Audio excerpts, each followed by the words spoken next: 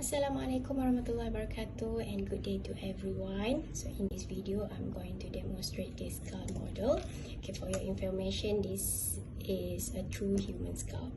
Alright, so what I have now is the cranium because I don't have the mandible right now. Okay, so this cranium can be divided into two parts. What are they? This is the neurocranium and this is the viscerocranium. So for the neurocranium part can be further divided into two parts, which are the skull cap. Okay, this is the skull cap or calvaria, and this is the cranial base or the basic cranium. Okay, first let's identify the external structures of the skull. Let's start with the skull bone. Okay, so first this is the frontal bone. This is the parietal bone. This is the occipital bone. This is the temporal bone. Okay, temporal bone on the both sides. And then this is the zygomatic bone. This is the maxillary bone. This is the nasal bone. Okay. And this is the lacrimal bone. But in this skull model, the lacrimal bone is not that complete because it's already broken. Okay, now let's take a look at the sutures, the three main sutures. So the first one is this suture.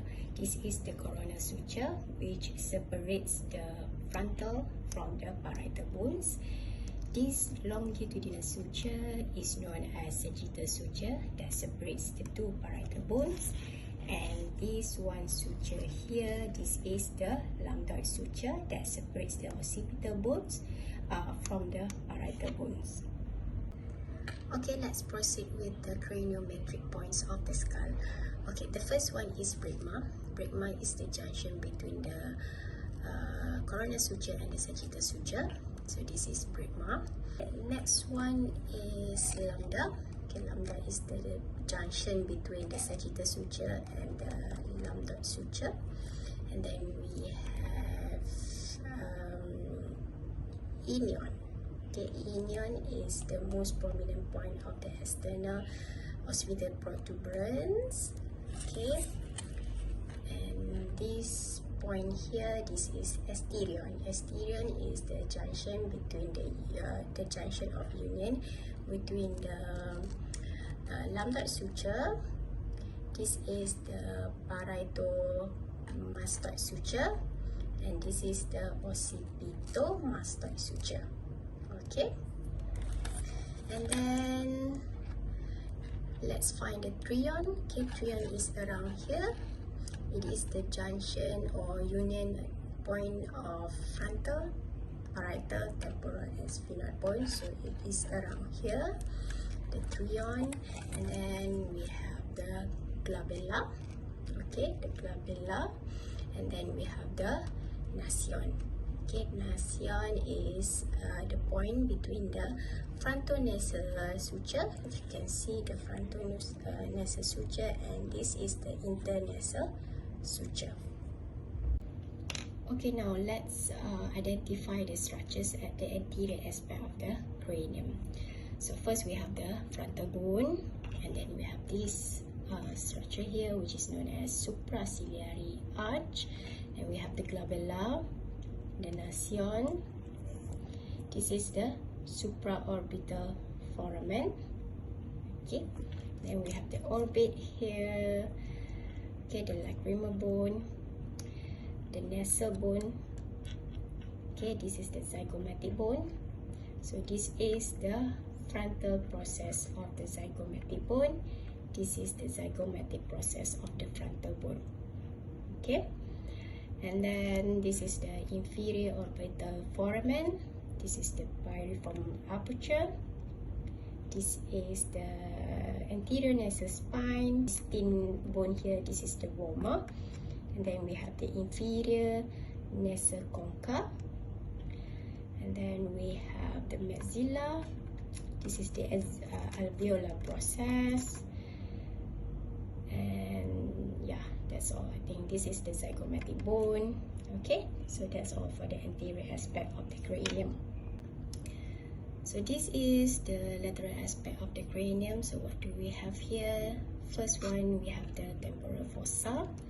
Okay, and then we have the superior temporal line and inferior temporal line. Okay, so this is the frontal bone, parietal bone, temporal bone, and sphenoid bone. Okay, so this is the squamous part of the temporal bone. And then we have the zygomatic arch, external acoustic meatus, mastoid process, styloid process. This is the posterior aspect of the cranium. So we have the external occipital protuberance, and then we have the external occipital crest that extends from the external occipital protuberance until the foramen magnum. Then we have the superior knuckle line and inferior knuckle line. This is the inferior aspect of the cranial base. So this is the hard palate. What do we have here? At the anterior two-third of the hard palate, it is formed by the palatine process of the maxilla, and the posterior one-third is formed by the horizontal plate of the palatine bone. And then we have incisive fossa. There is one suture here which is known as intermaxillary suture. Then we have the greater palatine foramen, and this one is the lesser palatine foramen. And then we have this posterior nasal aperture. Then we have the vomer bone here, the one which is a very thin bone at the middle of the nasal cavity. Okay, and then we have the lateral process of the trigoid plate, and this is the medial process of the trigoid plate. So in between them, this is the trigoid fossa, and then this is the scaphoid fossa. And then we have the body of sphenoid here. This is the basilar part of the occipital bone. And lastly, this is the foramen magnum, and this is the occipital condyle. This is the internal aspect of the skull cap of the calvaria. So what we can see here, this is the frontal crest, and then there is a groove for the superior sagittal sinus. Okay, this is the groove for the superior sagittal sinus, and if you can see, there is a small pit here. This is the granula fovea, and there is a groove here for the branches of the middle meningeal arteries. Okay, this is the cranial base. Okay, so what we can see here is the three cranial fossa, which are the anterior cranial fossa, the middle cranial fossa, and posterior cranial fossa. The anterior cranial fossa is formed by the frontal bone, the ethmoidal bone, and the sphenoid bone.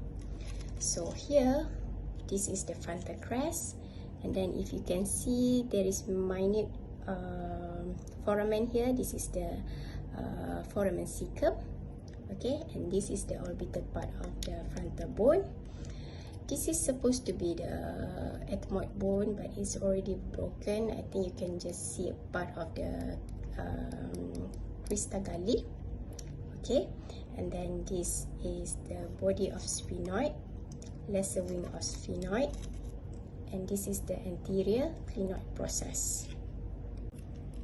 This is the medial cranial fossa. Okay, the medial cranial fossa is formed by the body of sphenoid, the greater wing of sphenoid, the squamous part of the temporal bone laterally, and anterior petrous part of the temporal bone posteriorly. Okay, so This is known as sella turcica, which is located at the upper surface of the body of sphenoid. It is formed by the tuberculum celli, dorsum celli, and in between them, this is the hypophyseal fossa or pituitary fossa, and then this is the posterior clinoid process.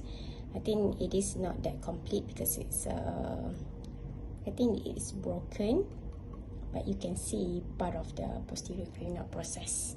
Okay, and then let's take a look at the foramen in the middle cranial fossa. What do we have here? First, we have the optic canal here. Okay, from here, this is the optic canal.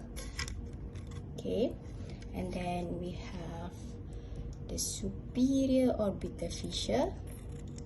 Okay, superior orbital fissure, and then this is the foramen rotundum.